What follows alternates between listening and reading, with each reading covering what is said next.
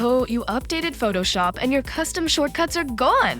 In this video, I'll show you where your Photoshop shortcuts are hiding. Spoiler alert, they're in a hidden folder you won't see right away. Step 1. We need the hidden library folder. Attention, not the one right inside your Macintosh HD folder, but a different one that is currently hidden from you. Here's the trick. Go to Macintosh HD, Users, Your Name. Now press Shift, Command, and Period at the same time, and just like that, all your hidden folders appear.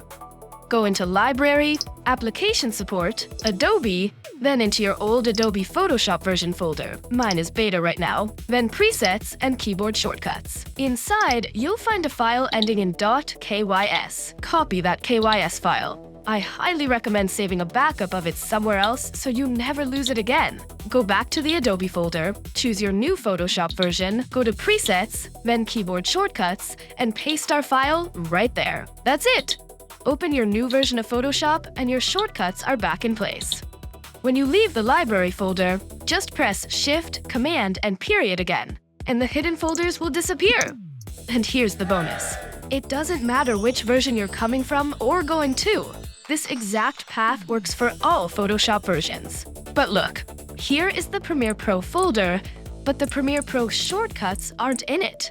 Where are they? Click to find out!